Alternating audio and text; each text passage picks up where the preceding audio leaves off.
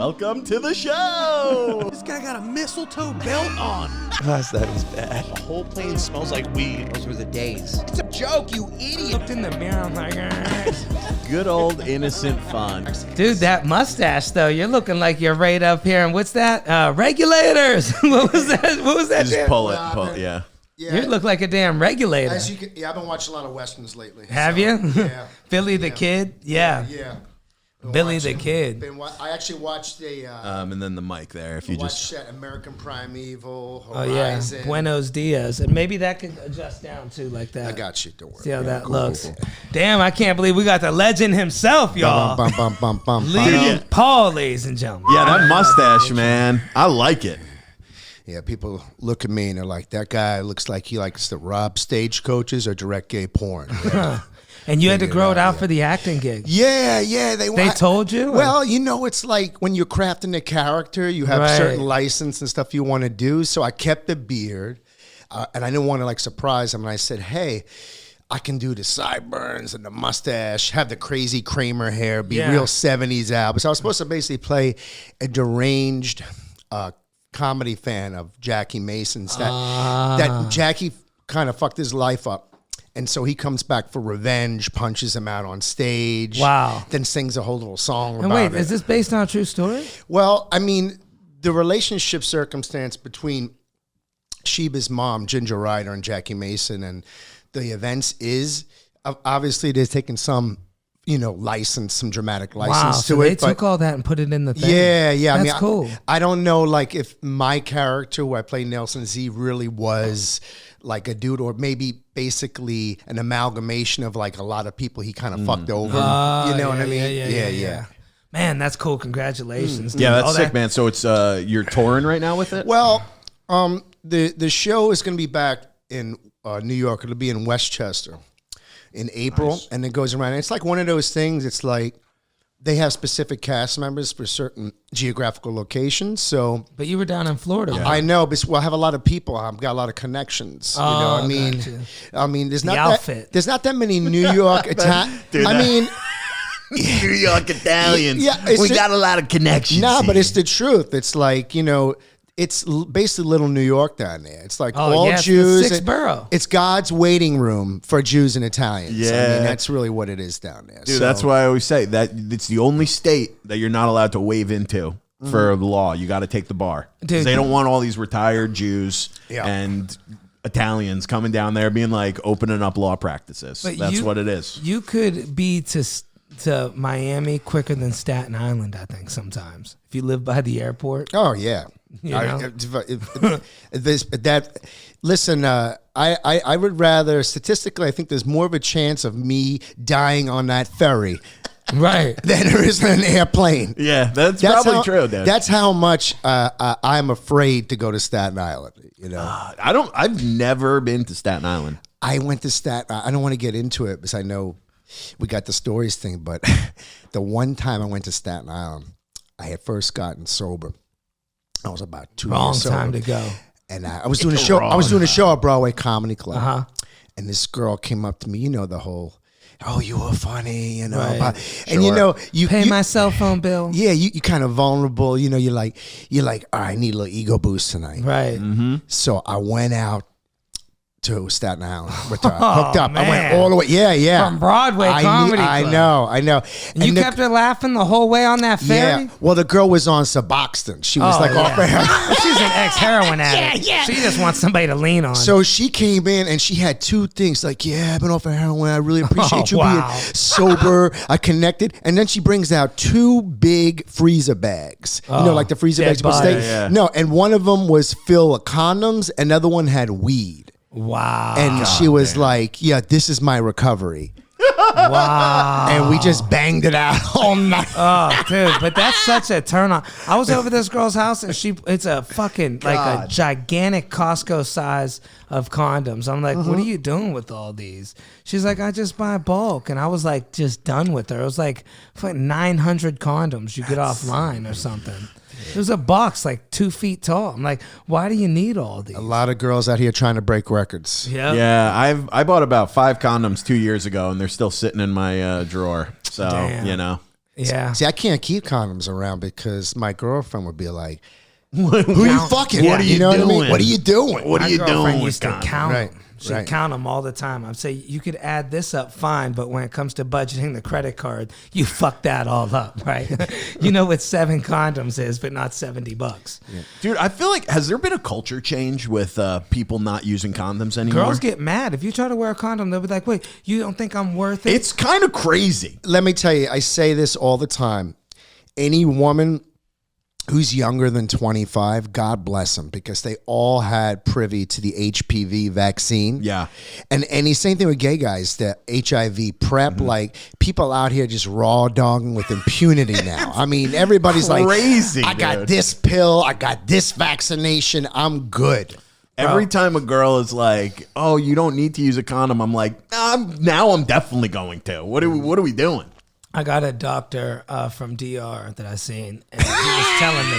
Well, he's an American doctor now, classic. but you know, and Dom gets most of his medical health care when he's abroad. well, no. He's originally from DR, did all this stuff. He moved to America and became a doctor here. So he's right in New York Hospital or whatever, like in Harlem.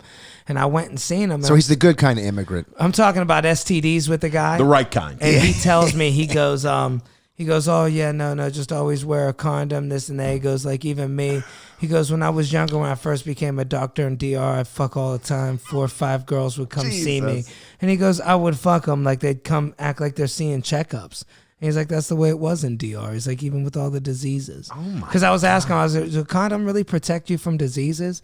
And that was his way of telling me. He goes, I banged a lot of like these girls in DR, and I wore a condom every time. I'm fine. He's like, it protects you. He told me, he said, it's good if you reach back and hold your nuts back. Because if you have a cut or something. They don't tell you if it's an extra wet pussy. You know what I mean? Like extra juicy. You gotta hold the nuts it's those back. Juices, because that's how you get the genital warts. You get the little the little herpes, the little souvenirs, know? That's what they need. We need, like, you ever seen that they have this powder or thing to keep your balls dry now. Baby powder. Yeah. No, not They baby. had No, that. it's an actual special ball bomb. Damn, they got ball bomb. They got ball out bomb now, TikTok yeah. is getting the next level. But I'm thinking to myself, they using this in the wrong place. This should be used to help the spread of certain sexual transmit. They That's smart. they need pussy bomb. Yeah. You know what I mean? Like, Just throw okay, a handful of Epsom salt on it. that's it. Just get a roll of Bounty. Yeah, throw Dude, some Gain laundry detergent. You need the rubber shorts, dude. Have you ever seen those? People wear those rubber Yeah. shorts, and it covers your balls and your dick. Yeah. And then it's like you don't feel anything, I'm assuming. But we know what kind of porn you're into. you're, Yeah. Water sports. Yeah, Dude. Flushing, Queens. Let's so anyways, but I wanted to talk about That's why I live here, Flushing, dude. we got what do you call it, dude? Got the special out, man. A lot of big news, man. Oh, yeah, give it a Yeah, plug. yeah. man. Let's give it appreciate a it. plug. I want- by I've the seen way, the clips are great. I just want to tell you guys, thank you so much for having me on. I appreciate it. Oh, no problem, man. Happy to have you. I'm trying to do as many podcasts as possible. So it's called Better Late Than Never. It took me 20 years to film 30 minutes. Right. Be like that sometimes. Yeah. I'm almost there. And it's been, I kind of haven't had, I hate to be cliche, it's like, I haven't had the conventional road in stand-up comedy. I mean, I took a break for literally 6 years. I didn't do stand-up. Yeah. I was married. I was doing real estate, got the dog, making 6 figures a year. Oh man. Who needs comedy then? Had hooker money. I mean, everything was, yeah. But I was But what always, type of hookers are we talking? The money you had? The Well, I ones don't know. you want or when you have disposable income, Yeah. you don't gotta go cheap. Right. You know what I'm saying? You're not trying to get the value pack. You're Right. not getting Yeah. Costco pussy. Right. You want it. You got a little. You have some. You're going Uber X. Yeah. You're You- going Uber luxury, Uber black. Yeah. You have money for English American speaking hookers. right. You know what I'm the saying? ones where you don't get a cup of water at the end, they give you a little bottle. They give you a bottle, maybe a mint. Yeah. They give you a you mint. want? I got some candy up here. You want Yeah, some? a little Yeah, bowl nice. of candy. little couple of Werther's originals, some hard candy. Oh yeah, dude. But- nice old lady. But yeah, man, I came back. I sat out. I was on the sidelines from 2011 to 2017. And you went hard from the time you came And back. when I came back, dude, it was different, Dom. When I started out, I never did open mics. Wow. First night, never did open mics. The first When night. did you start comedy? I started back in New York in fall of 03. Oh, 03. I was at Hot Comedy Club. Dude, I was 03. barking out in Times Square when it was before the street teams. Yeah. When comics would actually bark. Wow. We get a $2 kickback. Oh, Every person we got I in, thought they gave you and I would $2. do like 4 or 5 shows a night. I'd be doing shows at like sometimes 2:00 in the morning. Yeah. And I've been there. And I'd be making like $1.50, $1.75, maybe sometimes 200 on a good night doing 5 shows. I'm like, show business, baby. Is that back when Luis This is Gomez the ran dream. it? Or- No, that's when Cisco was managing it. Oh, okay. And then Anthony DiNapoli, who passed away, and this other guy, Michael, they were like, one guy was like classic, like Goomba, like That's the guy. Yeah. on the streets of the Bronx. Yeah. Ooh. And the other guy was like, he acted like he was like that, but he like read comic books all day. And I love that. And his wife wasn't fucking him. This guy was just like furiously looking at hentai, just Yeah. just rubbing it out. Telling comics, no, you're not going up tonight. Right. But I was there for like a year and a half, and then I started running shows at the Village Lantern, which is not a comedy shop. Yeah. And that I- was back in the day. I mean, that was probably what, Schultz days at the Lantern? Dude, I honestly, and that's what kills you. It's like, because 6 years you think is a long time, but in show business, it's an eternity. It's a long time. And I was there from 05 to 11. I was producing shows at the Lantern. So Schultz was out there barking, Monroe Martin, Derek Gaines, Eric Andre used to come in and do the shows all the time. what's up. Wow, TJ Miller, he hadn't even had his movie out. It was before Cloverfield came out, and he was an improviser from Second City. I knew him from another guy, and he was out nice helping me bark. He was like, "Hey, I'm TJ. I got a he's movie cool as coming shit, out. yeah. You guys want to come see me?" And dude, fucking Bill Burr came in one time to try to do a set. Marlon Wayans, before he was performing at Caroline's Big Space, hey, you might have to run some time. I mean, Oh, wow. it was Hannibal Buress was down there all the time. Yeah. I mean, it was Michael Blaustein who like blew up. Oh, yeah, now. that was the Blau homie, was over bro. there. I mean, everybody, dude. I hate to be like, in my day we had a lot better comedy, but I'm gonna say, that time of the Lantern was like a renaissance. Bro, so many crazy. people came out during that time who ended up blowing up. Mark Norman had just moved from New Orleans. He was there. Little side note about Blaustein, I gotta say it real quick. We were at LOL one night, and they bet him. They're like, "We bet you." The room was kind of rowdy and crazy. They were like, the other comics were like, "We bet you won't go." In the green room, comics talk about crazy shit. Yeah. So he's just joking. He's like, "Yeah, man, let's go fuck a baby." Like he's just, he's fucking being nuts. Jesus Christ. So comics are all laughing about it, and then they're like, "We bet you won't go on stage and just say nothing, but the only words you're allowed to say is, I want to fuck a baby," the whole 15, 20-minute set. And dude, he did it. And like the Holy first 5 or shit. 7 minutes, it was getting real awkward. Then it starts destroying, dude. He's got the whole room laughing about it. I couldn't believe it. That's insane, dude. Little blast down. That's Sorry to cut crazy. you off. That is the belief system of comedy. If literally you commit to anything, and if you do it long enough, motherfuckers will laugh. Right. Like, this guy really wants to fuck a baby. Yeah, once they see you're Wow, for this is real. great. You know, It's nuts. it's all about literally tricking yourself to believing whatever. Yeah, that's what they say. You see someone get hit by a car, and it's like, oh, that's terrible. But then you see like 5 people in a row get hit by a car. You're like, okay, this is pretty funny now. This is crazy. Physical comedy, What's happening? classic. Yeah. Me and my buddy were talking about this. Yeah, I had to take breaks too, but I don't feel like, I mean, maybe this is me saying it, but I don't feel like it hurt me because in my mind, I was still somewhat thinking of comedy in a way. So it's like, I think it was healthy for me to take a few breaks. What's the longest break you had? I mean, honestly, probably a year or two, probably a straight year. One time I went back home. I was so broke and didn't have a car. I was taking a bus to a car wash and just worked all day. I had to catch up on some bills. Dude, I love That's how how I know you're broke. I was taking a bus to work at a car wash. Dude, I traded my motorcycle for this built-ass Honda, like a 96 Civic Coupe, and it was nice, but the outside looked a little rough, but it was owned by a mechanic. So I traded my bike for it because I'm in Ohio now. I need a car to work. And 3 days, the car gets totaled out. The insurance company gives me like $300 for the car, even though it was built but it had no receipts.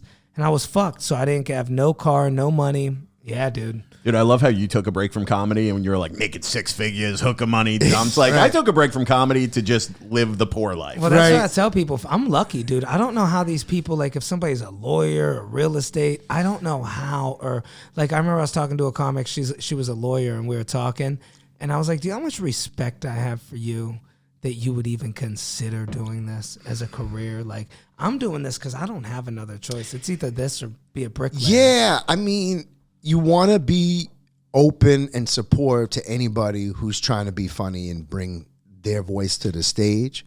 But like you said, when this is like all you have, you don't have a law degree, right? You don't have. We didn't go to medical school. You didn't go to dental school. Your mommy and daddy don't own a bunch of buildings. You're like, please. Don't take this away from me. It means so this is much. all that I have. Yeah. And now and it's so normalized today. And now it's like, I think like now it's like on the other way, it's dudes, a lot of dude comedians who feel that way, that we used to feel like people who come from means have good jobs, but instead with hot girl comedy. Oh, yeah. They're like, please. Right. Yeah, dude, You have everything. You can do whatever you want with that. don't get me going, buddy. Yeah, Like- you look at any lineup and you're like, God damn. This was ours. And now it's just babes who are like getting into clubs for free, getting drinks paid for them, going on. You could go on a date as a hot chick and get free meals every night of the week, and then they're like, "No, I think I want to do comedy." I'll Like, tell you what, though. good I for know you. I've been noticing that now that I've been back off the cruise ships. But what else I notice is I like it because now in the audience, there's way more just random girls. Like That is true. And not to say That to is hook nice. up with, but I'm just saying, wow, now we got more of an audience. And I kind of like groups of girls are coming out, like to go support their favorite girl comedian, you know? Yeah, well, I mean, I personally always like when there's a good mix. Yeah. You know, if I'm ever in a room where it's predominantly male, or predominantly female, you have to have that. Right. You got to have it because it's the psychology of the tension of the shit you're going to talk about, or else people aren't going to feel totally comfortable. So everybody's got to feel a little uncomfortable to feel comfortable. There's got to be that balance. Yeah, I see that. Yeah. I remember one time I did Caroline's. I was hosting for somebody, and I seen it both ways. But to me, got so uptight. I looked around. It was bright light. Caroline's like 300 people, I think, and not one black person in the entire audience. The only black people were the waiters. I never seen nothing like it before in my life. I was like, dude, this is just awkward. Are you like that? Because I'm like the same way where I go places and if it's all white people around, I get uncomfortable. I was uncomfortable. Bro. I get so uncomfortable. Not even in comedy, like everything. Like, Right. what? Where am I? Right. Like, what's going on here? I've never seen that in my life. I think I'm a self-hating white, or I don't know what it is. Well, I don't feel like I walk in and I'm like, oh yeah, Yeah, well, this see, is my the- place. the This difference- is my people. the difference from us is like, Dylan, you sound like they'd be proud of you, like the white people. Hey, guys, I'm here. You're intelligent. You speak proper, right? Now you get guys like me and Lee Paul. I feel like they look down on us a little bit. I don't think so. I think You already possess an advantage over Dominic Leonelli and Lee Paul Creasy already. Your name is Dylan. Right. I mean, Yeah, you are yeah, the Dylan epitome is, of yeah. white safety, Yeah. okay, heritage of culture, high self-esteem, and education. It's Wow. like I You know? could see Dylan going out to like the home away from home and shooting plates. Like, when they go, "Fool," and then you shoot that thing. Yeah. Oh yeah, dude. Have I've you done that? Yeah, Get the of course. fuck out of here. No, Yeah, you didn't. dude, yeah. You really did that? Yeah, my uncle used to do Lord it a lot. Krasinski, would you like another Yeah. clay pigeon, Exactly, sir? dude. They're Put them in fresh. the sling or whatever. Ooh, these scallops are so fresh. Are they Western Pacific? Pull. Yeah. Yeah, dude. You got that type of stuff. Like something tells me when you eat lamb chops, you don't even appreciate it. It's just another day of lamb chops. It's like, there's no mint jelly here. Take this away. Oh, dude, there's a level of lamb chop where you just go, you fucking pick it up, lamb lollipops, dude. That's the ultimate level of rich, where you just eat with your hands again. That's the wedding reception white people meal. Lamb lollipops. Lamb Sprinkle lollies, some dude. Coke on there. Meanwhile, like Dominic and I are like living on Tootsie Rolls. You know what I'm saying? It's like, Well, now Dylan is too. He wanted to become a comedian, so now you're I learning the hard know. way. You know, here we go. Here we go. Lee, when did you get sober? long time. October 17, 2008. Oh shit! So, Okay. over 16 years. Man, that's lovely. Congrats. What was there? What was your like? Why? what Dude, was there a moment that there were so many preemptives. Why? Somebody like, what are you doing? Yeah, Waking up the There were next so day. many what are you doings and whys. Yeah. And when you're like doing drugs and drinking, like the challenge is waking up alive the next day. It's like, yeah. What was your I did go-to it. drug at the end? I mean, I was basically, I would drink and then do anything else once I was drunk. shit. Like So- you weren't looking for a certain thing. Like, oh, I got to do the Adderall. I got to do blow. Well, I had that. You Yeah. know, I think everybody who's done drugs or had problems with alcohol and drugs also has a screw loose. right. Because it all goes together, you know, Yeah, because, 100%. because you're self-medicating. You know, you're a kid and you feel anxious, and so you do things to get out of yourself. Yeah. So, I mean, for me, it was weed, mushrooms, acid, cocaine, a lot of booze. I smoked crack out of a Coors Light can. Holy Jesus. shit! What, you poked the holes? Yeah, in the can? yeah, you poked the hole in the can. I know that trick. I hung out with some crackheads. Yeah, Dude, I love in a tool shed in South Carolina. Yeah, that's the way to do I it. love when people are like, "Oh, dude, you can't smoke it out of a can because it causes cancer." I'm like, "You're smoking crack. What are we talking about?" Yeah, that's the insane thinking of drugs,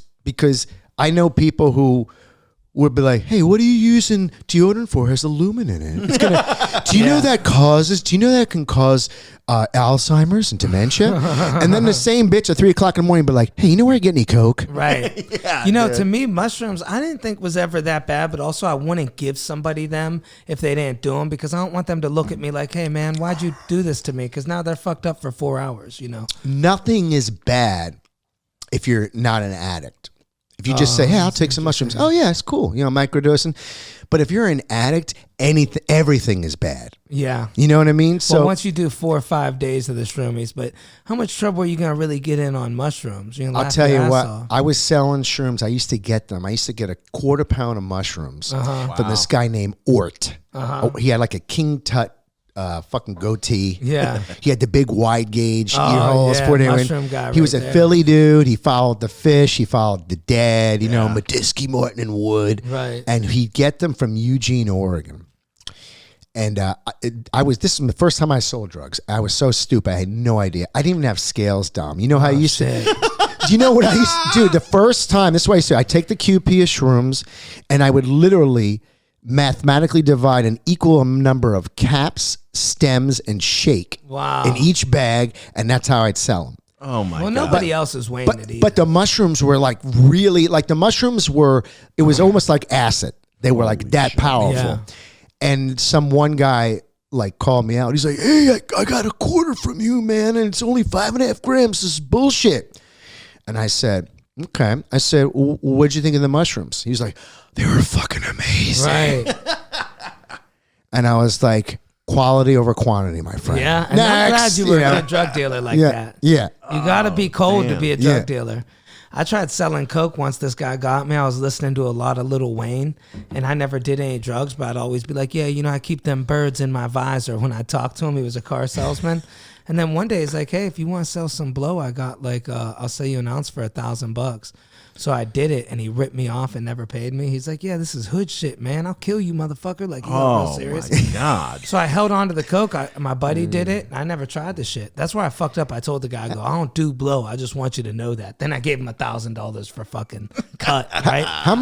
How many white guys do you think learn how to sell drugs from hip hop lyrics? You know? Right. Every single one of Or us. getting ripped off by a black dude. Yeah, just like It's like I learned. It's like the cliff note, like rap music, gangster music is like the cliff notes for white dudes to sell drugs. Right. For everybody to sell drugs. How many dudes are sitting in their college dorm rooms listening to the 10 crack commandments being like, okay, 1, And the dude, he's like, yeah, you learned a lesson. That's the street. And I just held on to the shit. I used to keep it in a safe in my room, and I forgot about it. Like 3 or 4 months went by. My buddy told me, he goes, that's all cut. There ain't even no coke in that. He's like, that dude ripped you off. Nobody's buying it. See, we were nice. Like when we sold coke, my buddy, he was a considered drug dealer. Like he would cut the coke with vitamin B12, which actually helps with mental alertness. This dude you know what I'm saying?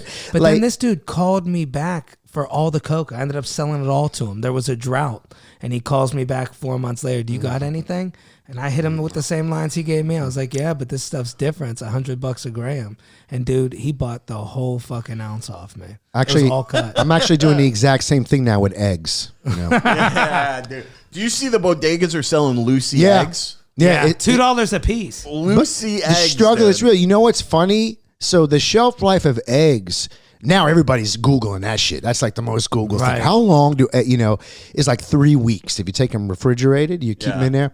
And I actually I go to this Amish market in my neighborhood, and it's like cheap. It's like natural shit. That's nice. And they're like, the thing about like real religious people, nice people, they actually aren't profit motivated. Unless you're going to like the Joel Osteen fucking church. But most people, like Amish people, they're like, they just want to, here you go. They want to give you healthy shit. Right. And I bought the eggs. I had them in my refrigerator a week, and then everything spiked. I'm like, I bought them low, baby. Yeah.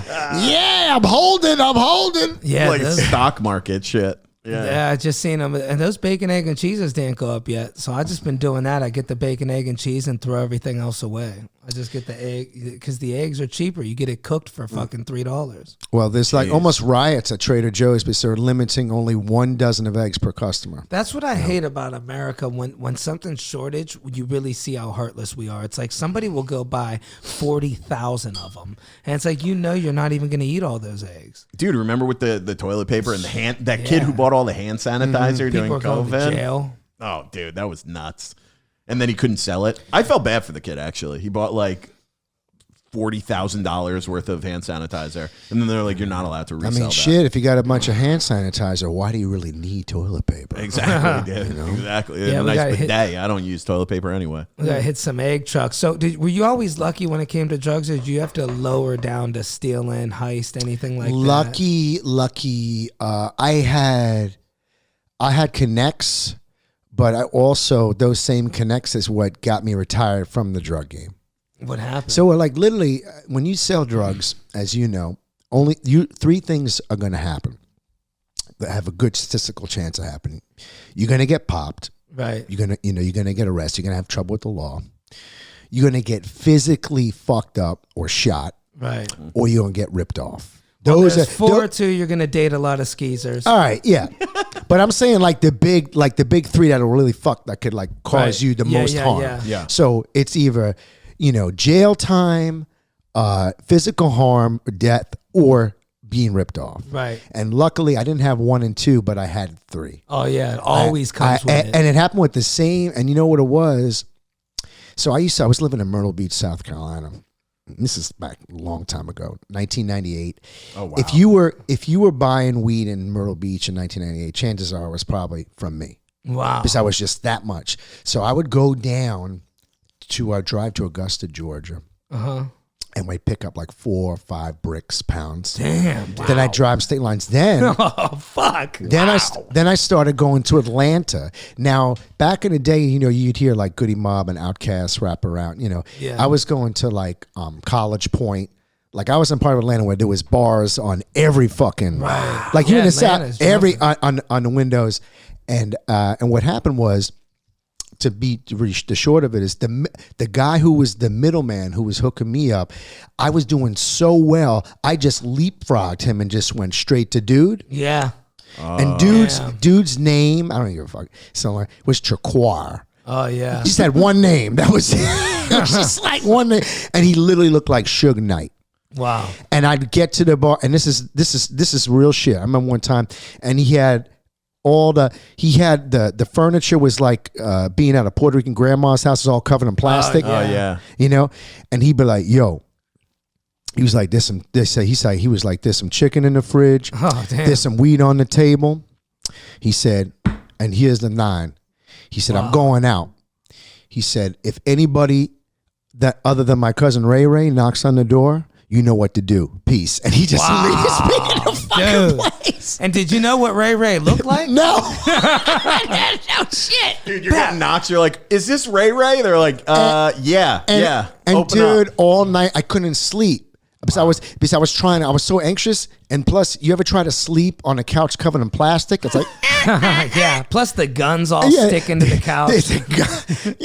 So I'm just like writing rap lyrics all night. Yeah, you got to. What else are you gonna do? I'm like, this is what it be. This is the life. This is what it be like. And dude, the next day he shows up like. The funny thing about like drug dealers, some of these guys get up really early in the morning. They just don't sleep. I don't know how they do it. All night. He comes back at like 7:38 in the morning, and he just goes up. He has one of those disappearing staircases. You pull it down there, goes up there. Damn, fucker was living in the attic. He goes up there, comes down with a paper grocery bag, and says, "All right, man, we straight. See you next week." Ate fucking like 6 bricks, 6 pounds in there, and I just left. Got in the car and just fucking left. You were just rolling with them bricks? Yeah. I remember one time, dude, I had to pick Back up. then, too. Yeah. That's big. I rolled with a fucking quarter jail. pound once. I picked it up from this dude, and I'm leaving. He had a ton of people over, and then I get home, and then 3 weeks later, the dude gets shot and killed on his front porch. Is that crazy? Yeah. Wow. But I remember being terrified with So- that. Did you ever go back to that guy's house? Yeah. I'd gone back a couple times. But what happened was, so I want to get back to the thing. So you're pulling out with the So bricks. I'm pulling out the bricks, and this is my rule was, when I used to drive for pickups, I would always get high on the way. But on the way back, that's a rule? But on the way back, I was straight. I said, okay. you don't smoke. When I was carrying, I didn't smoke, you didn't do can't. nothing. Right. Nah.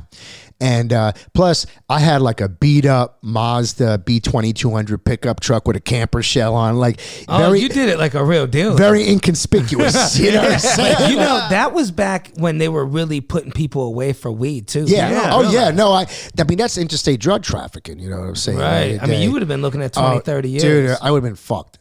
How much bread were you pulling from this run? I was selling, I got my cost for each pound at that point was $700 a pound. Man, it was that cheap. Which back broke then. down to $47 an ounce. So I would sell half a pound, quarter pound. I would sell weight. I didn't do anything smaller than ounces, and that's it.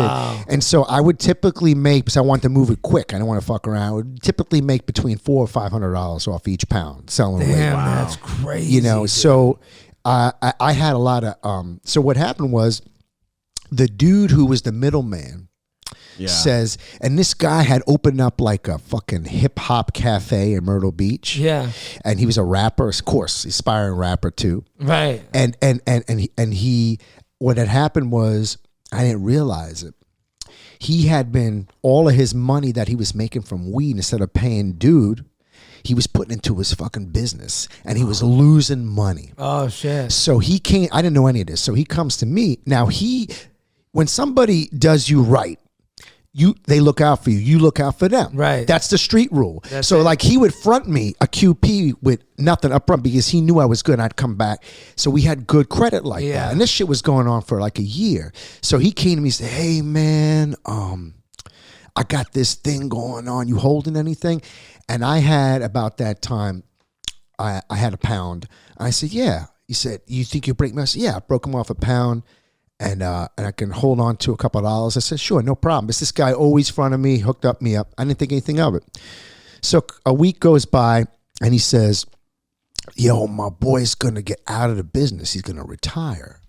So he's got like 10 pounds. He's going to sell for 200 a piece, 2 G's, the whole thing. Right. So since you hooked me up, I'm going to let you, I just want to hold 3. I'm going to let you get 7 at cost at 200. Right, and we good? I said, hell yeah. Yeah. The best deal ever? Yeah. I'll be right there. Right. That's how they reel you in. But, you just get all excited. Yeah. So what happened was, I had given him a pound plus a couple of grand. It was all that was equity. I was up. Right. So I had good credit. So I would say, hey, I got a great deal coming my way. And I would pass on the love to other people, but charge them a little bit more, but still hook them up. Right. So people fronted me a lot of money. Right. So I get this money and I give it to him to go do this. Oh, fuck. This is when Western Union was happening. Yeah. Western Union. The original Pager. scam. 6 hours go by, nothing. Next day, I'm like, what the fuck? Yeah, he now moved my out. pager's blowing up. Everybody who gave me the money is Right. like, yo, what the fuck? Yeah. What's going on? Oh, yeah, it was a little hold up. 2 days passed by, nothing. He fucking ripped me off. It was just a scam because he needed. moved. He was out of town. He just was out. And so at that time, Dom, I had a Mossberg Maverick pump action pistol grip shotgun. Damn. And I had He a went up with the Mossberg on. I had a 9. Well, see, here's the thing. This is why I was fucking not suited to sell drugs. Okay. Very good at making money and being like not getting high on my own supply and this and that, but not good as enforcement. Right. It's because I had too much anxiety. Yeah, you got to outsource. So then I had a 9mm, and this was like pre 9/11, and this was South Carolina. You can walk in that day and walk out, with a piece. So I had fired the shotgun. We used to go and fucking shoot stop signs and shit. Because I lived in Myrtle Beach. I lived down in I'm from Long Island, but I lived down there for I'm from Ohio. adolescence. You know what's up. So, but the 9 I never shot. I used to just clean it, take it out, Right. fucking Take all good pictures in the fellas. mirror. Yeah, that bullshit. So this one guy, his name was Jamie. He was this big Irish American mean motherfucker. He looked like the leprechaun from the Fighting Irish on steroids. yeah. He's like, and he had given me money. So about the whole thing. So he thinks I'm trying to rip him off. Right. And he don't play. And he's fucking with the Westies. He's like one of those guys who doesn't fuck around. Those Irish people cut your head off. Yeah, he's real fucking hardcore. Right. He's come about my job, trying to shake me down. Right. And I'm like, yo, man. What was your job at the time? I always had a straight job when I sold, because I was never. Right. So I was waiting tables at a fine at an Italian restaurant. Yeah. And I made pretty good money there. So it was like fine dining. You got a fucking Irish Yeah. hitman. And then I got the Irish hitman coming by. And there was this one guy, Frank, who I work with, who was younger than me. I'd known him since I was young. And he was a big fucking guy. We used to call him Smiducci. Yeah. And he ended up becoming a cop because he was a big motherfucker. And Jamie would come on a job trying to impress him. He was like, yo. He was like, leave Paulie alone. You know what I'm saying? Like, get the fuck out of here. So finally, to make it right, because I couldn't get the money right away. So this is what I did. And now, don't judge me before you hear. You just got this is how fucked up I was. I go to dude's house who wanted to do physical harm on me because he thinks I ripped him off. Right. I take with my 9mm. Oh shit. I show up. It's in a case. I go up to him and I say, "Listen, man, I know you think I ripped you off. You got a problem." I said, "I got nothing right now." I take the case. I open the case. I said, "Here, you can take this as collateral." I gave the guy who they wanted to owed fuck you me money. up my gun. But that shows good heart, though. I gave him my gun as collateral. Wow. So I was like, but here's the thing, dude. Don't shoot me with it. No. He took it begrudgingly. All right. It's fine. But dude, to this day, that was over 20. I never got the gun back from him. But I don't did you know. ever pay him? No. He just kept the gun. You better report that shit stolen. Dude, there's probably some murders happening down in Myrtle Beach. And I bought that gun legally. That's how stupid I was. You I could was get pulled not- over and be like, I sold it to somebody. I never thought about it. I don't know. It's been years. Yeah, It pre was, 9/11. dude, that shit was fucking 27 years ago. God damn. You know what I mean? Dude, And that's so- nuts. When So, you like, when any some- bodies on the 9 from 98 in Myrtle Beach are not mine. Okay. when that kind of shit happens, are you explaining to people like, "Hey, man, I got ripped off. I'm not ripping you off." What or do they not care? People don't give a fuck. Okay. And especially somebody like that, Dom knows everybody's paranoid. Right. Nobody- He's all on dope himself. Oh yeah, and I think he did a lot of coke too. Uppers. He's like Yeah. a bartender. Right. So he's like, I think he just literally smoked weed so he could just function because he was so jacked Yeah. up on. And when I like smoke weed, because I like to smoke weed. You know what I mean? Yeah. But he was just one of those people like that was all up on fucking coke and pills. God damn. And then I had a prescription of Ritalin. I used to sell it. Adderall. I would hate know. to owe a dealer, man. That's got to be the most terrifying shit ever. God. You just know because they kill the motherfucker. Which doesn't make sense, honestly, because then you never get the money.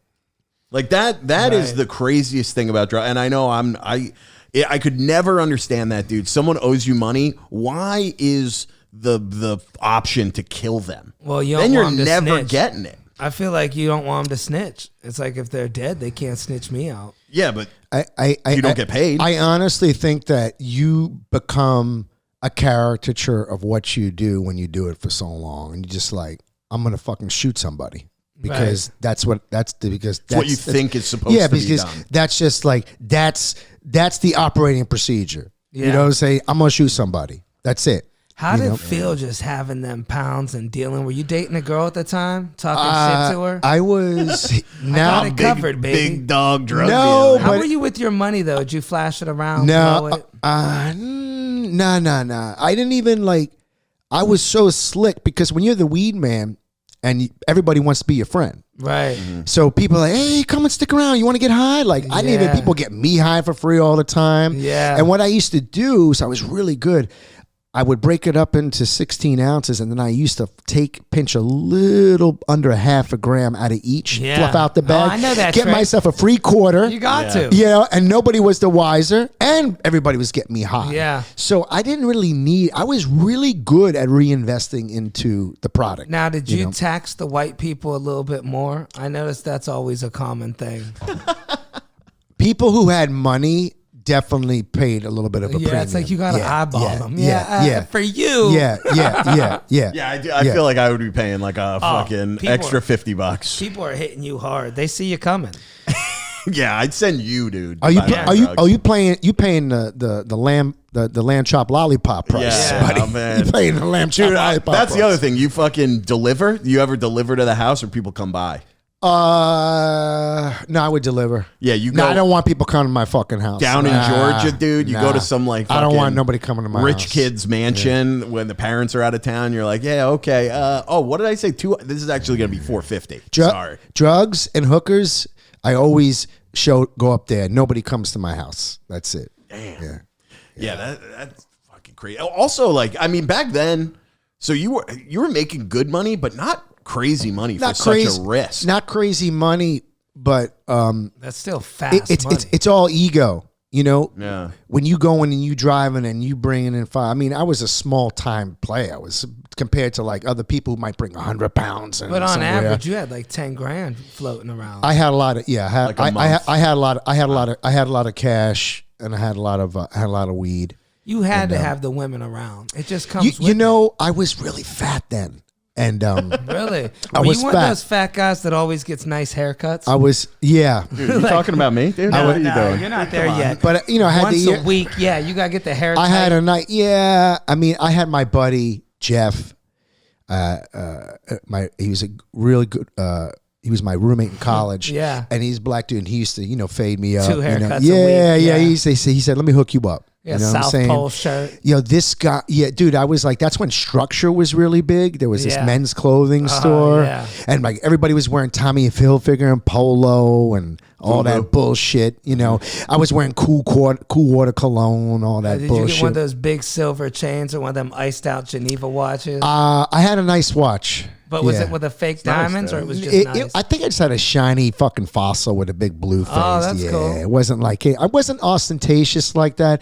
I had a little pinky ring. I had some, fucking, it's like a little accent. Yeah, you know, you did your shit. little accent. Tom, ostentatious means like flashy. How many times did you watch Goodfellas when you were doing this? Dude, well, that was my father. We watched it I must have watched it 80 fucking times. Something like that. I mean, my dad's a full-blooded Italian. Yeah. He's Sicilian Neapolitan. It's like, it was one of those things that no matter what was going on in my life or my dad's life, or if we were getting along that, we'd watch Goodfellas, and it was like a truce. Everything was fucking everything was like perfect. Yeah. It was just like, this is our time. It's like, we in church right now. Yeah. You know what I mean? My house was like that with Die Hard. Oh, really? Die Hard all the time. Yeah. With your pops? Yep. Like 7 years old, get in the living room watching Die Hard. Your dad was obsessed with it? Every day Die Hard. Which so I guess in your house it was Christmas every day. Yeah, it was. Yeah. In the Leonelli house, it was Christmas every day. Die Hard every motherfucking day. On the speakers. God damn. Do you have now that you've been sober, do you have an addiction now other than comedy? Like, because that's what I see. I see a lot of Like friends of mine who are sober, they don't smoke, they don't drink, but they're fucking drinking a pot and a half of coffee Or a day. Diet Coke. Or- That's a big thing. I for do. some. You know, I can't do as many coffee and cigarettes because even though I'm Italian, my mother's Jewish, so I got like the Ashkenazi bad stomach genetics. So I will like be straight to the bathroom if I drink too much coffee. But I will like literally sit down like a piece of shit and take a whole sleeve in like 5 minutes of mega stuffed Oreo cookies, dip them in 2% milk, Oh yeah. and just like take it out, and then like think to myself, how come I'm not more successful? You know, Junk food's definitely. an I will addiction. house that shit like nothing. I mean, so so funny. I have it's like all I have left is sugar, nicotine, caffeine, and orgasms. Those are the four things. I'll be honest. Sugar, nicotine, caffeine, and You're orgasms. better That's off it. with that than like the running one. You ever have one of your friends that was on dope and then they get all serious running? You get skinnier from that than the fucking dope. You see veins in their Well, I cheeks. did that. I ran a marathon. I got Oh, it. so you did do the running but I shit? started running. Here's the funny story. I started running before I got sober. Oh, so you were high running. because I want to be because I was fat. Do a line and run a mile. Oh, dude, the crazy. Exactly. I'm gonna tell you. No facts. So I lived in Miami for 2 years, and it was really weird because years later I would. Well, I don't want to fast forward. Let me start from a minute. So it's a weird thing that happens. Like we were talking about the whole thing about the deodorant and Alzheimer's and you got Coke. You know, like how your brain like justifies what's healthy, what's unhealthy, right choice, wrong choice when you do drugs. So I was living in Miami from 2001, 2003. And that's when like EDM, electronic music was like Shit. massive. Yeah. So I would work out 3 times a week and then run 3 times a week. It was like maybe one day that I wasn't doing something physical. And we had a weight bench in the house and everything. Wasn't even going to gym. I had everything. I'd run. I was a fucking maniac. My 20s, running in Miami at high noon, fucking cancer sun, like Sweatsuit on. unstoppable, like a fucking beast. And then I'd go run, I'd do that, and then I'd go to work. I was bartending and waiting tables at Red Lobster. I'd fucking work a double shift, And what happened was I would go out and I would drink and do coke or ecstasy, went all night, and then at like 4 o'clock in the morning, we go to the all-night diner, and I would order something healthy. I'd be like, you know what? Let me get the chicken Caesar wrap dressing on the side with 86 to fries. Let me get the broccoli. Yeah. And then my brain says, see, you're doing the right thing. Yeah. And meanwhile, like I had been blowing coke, drinking all night. And then I'd wake up and I would go and exercise and do all this shit. And sometimes, literally what you said was true. There used to be this place called Space. It was a big rave club. And afterwards, the best music would be spun at like 8 a.m. in the morning. And then we go to Gold Rush Saloon. It's a 24-hour strip club. Wow. Everybody would go hang out there afterwards. So a couple of times, after raving all night and being full of booze and drugs, I would just take I remember one time I just took my shoes off, had my club clothes on, and just ran 5 miles on the beach. I mean, that's being in shape. That's crazy. And then I just thought to myself, like, yeah, you're going to sweat all that toxins out. See what you did to yourself? That's right. You're a piece of shit. You're going to get it all out now. Let's go. Oh, dude, I wish I had that mentality, man. I get hungover and I fucking just stay on the couch for 12 hours. But, dude, it caught up in me. I was in my 20. One time I went to work and I was sweating and I had diarrhea and I was like, what the fuck's wrong with me? So I go to my boss. I'm like, hey, I can't. I'm shitting every 5 minutes. I'm sweating. I can't work like this. I think there's something wrong. I got to go to the hospital. Something's wrong with me. And I go to the hospital and I go to the ER and they put me on like 3 bags, 2,500 milliliter bags of saline. Wow. So I was so dehydrated. Damn.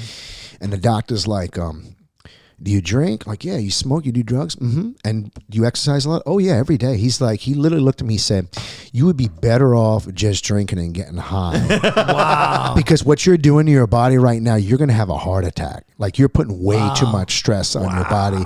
You're pushing yourself like that. And then, even at that point in time, I didn't get sober for like another 5 years. Did the drugs make you thin? I can't even picture you as a fat kid. drugs. I mean, when you're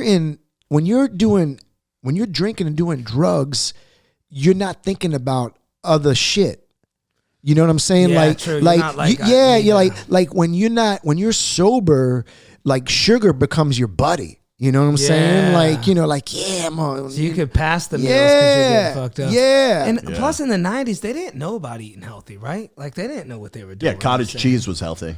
Right? All these housewives having a cup of cottage cheese for breakfast Yeah, and a white wine. We grew up with that cereal diet. I remember like right after I was like 18, like Special K, everybody was doing With red berries? Right. Oh my God. But that wasn't fucking Which healthy. is just so bad for you. Cereal, so bad for Cereal's you. the biggest scam in America. It's sugar in a bowl. It That's literally is the biggest scam in America. It is literally that, and soda pop is why there's diabetes in this country. Right. Yeah. It's like, oh, start your day with a healthy breakfast. 7 different nutrients and proteins. Yeah. And meanwhile, you're just eating like straight processed shit, sugar. Right. And then later on, like, you know how it was when we were growing up? I don't know how in your house, Dylan, but I know Don probably grew up like, we would have 2-liter bottles of Pepsi, Coke on the Right. fucking table. Knock off Yeah, shit. yeah, like it was all that. I was or six drinking a I remember gallon. Special K. There was this like store brand. It wasn't even. It was like Oh yeah, the knockoff shit. yeah, the knockoff shit. That comes in the RC. big Remember RC bag. RC Cola? was what I used to drink, yeah. I crave an RC actually. RC Cola. Nothing like watered Like, down soda. when you went to somebody's house and they had like Mr. Pibb or Dr. Pepper, like, oh, you guys got the good stuff. yeah. Yeah. You know, it's like being a sommelier and somebody just breaks out everybody's drinking Franzi out of a box wine box, and you go to somebody's house like, oh, this is the 1984 Chateau Boulet. Oh, Yeah. yeah. Yeah. Oh, Like, this is nice. like, oh, you got the Crystal Pepsi. Oh, wow. They got the name brand stuff. God damn. Yeah, but the father beats his wife, son. So, you got to weigh out what you got. And what do you want? You get one or the other. Dude, that's crazy that you would go and work out being still fucked up. Yeah. That's nuts. Yeah. dude. Yeah, I did it. I remember fucking doing coke and just going on the weight bench. But you got know, that just addict mentality. Yeah. I slightly have it, but not full blown to where I could fuck my whole life up like you. Dude, I wish I had it more. Nah, trust You know me. what? don't I want wish I. Dom is like a high functioning addict. am, yeah. Like me, I was like mid to low. Like I was below. If I was like Dom, I'd still be fucking doing drugs and There's drinking. times I'll be you know? talking to people, they'll be like, you seem a little tired. I'll be like, oh, I just ate a whole bunch of mushrooms. I had Dude, about a half a bottle I was of with whiskey. I'm at Dama's Soul Playhouse one night, and we walking hanging. He said, "Yo, let me come with." We hanging out. He's done, and I'm watching him like take one pre-roll, another pre-roll, another pre-roll. This motherfucker had like 6 pre-rolls and like probably like 3 glasses of whiskey. Yeah, and he huge. was like completely straight. And I'm looking at him like, dude, you got a fucking problem, bro. Like, how is it? I am so impressed that you can be composed and articulate sentences right now. And he's like, oh, this weed just not that strong. yeah. Yeah, dude. Oh, my Yeah, God. that's the truth. And the alcohol, bro. Yeah, I built up a tolerance for the alcohol. I'm kind of over the alcohol now, though. I mean, I like a little bit of wine. For me, it's more about the shitting the next day from beer or wine. It's like, dude, I can't do it no more. Yeah, your body's starting to betray you. But I'm the same way with that addict mentality. I don't know what it is. And with food, I get it too. Like, dude, I ate a whole bag of apples last night. 5-pound bag of apples. Yeah. My stomach's killing me. It's like, why can't That's I just crazy. walk away? Yeah. Somebody That's told me a crazy. girl I know, she's like, you need to see a therapist for addiction. She's like, I had the same problem. Damn. I mean, goes, dude, "That'll help I've you." been in 12-step programs for years. I tell you what, therapy though, like I got the Zoom shit. Oh, that's the way. And I got a good one. I got one. She's got a clock watcher. Oh, that's She's good. got empathy. Right. She's like nurturing. She'd be like, I'm proud of you. You know what I'm saying? Like make you feel good saying your stuff. And I got her on Medicaid. Like that shit was Oh, that's amazing. really nice. That's like great. amazing. Like I hit the lottery with Yeah, that shit. dude, you never know. Like, I'm nervous to see a therapist because it's like, what if they fucked me up? They fucked my girl up. They got in my girl's head. You can't, dude. Hold on a You second. can't do I know that. who. Are we talking about the one I think we're talking about? Yeah. Okay. Yeah, your therapist didn't fuck her up. She was already fucked up. She was broken. But he zeroed in on it. Your therapist just tried to repair some damage That I did. and just did more damage. Yeah. You know. Dom, is that the one that fucked the therapist? Yeah. Yeah, that's not. You can't, dude. That would be like. What if that's like being like, oh, you know, Dr. Krasinski, who was killing patients. Right. I don't trust any doctor. Well, I didn't know that. I didn't know that part. Like, yeah, if dude was banging her, I mean, that's just that's like some straight. That's like fucking, you know, Harvey Weinstein, you know, in the shrink chair right there. Yeah, that's 2 not years, good. the dude zeroed in on a text message I sent 2 years ago with a girl I never even hung out with, and they just obsessed over. Did you guys go to couples therapy? No. He was too busy banging her, Dude, dude. I've I never want been Dom to a along. therapist. I'm going to let everybody know. Therapy is transformative. It's a great thing to do by yourself. Right. No. Listen, I was divorced. I did. If you, on the other hand, I'll tell you what to stay away from. If you, and I'm sorry, ladies and gentlemen who are listening out there, if you're currently in it, I'm just letting you know if you're thinking about it. Go to therapy, work on your own shit. Right. Yeah. Get With yourself somebody. fixed. But when you go to couples therapy, the relationship is over. Yeah. It's done. Right. It's done. It's just going to be done. you and the It's therapist. Whoever's teaming up against one person. It's never going to be fair Because it's going to be a team up. no, but you know what's going to happen? You know what couples therapy does? It helps accelerate the breakup. Yeah. That's They literally start picking out things that they did wrong. because I would go in because with my ex-wife, and we was trying to save the marriage, and I went in there, and she would be like, all right, what's going on? What's on your mind? You know, the therapist would be like, and I said, well, I just want to come home and not walk on eggshells.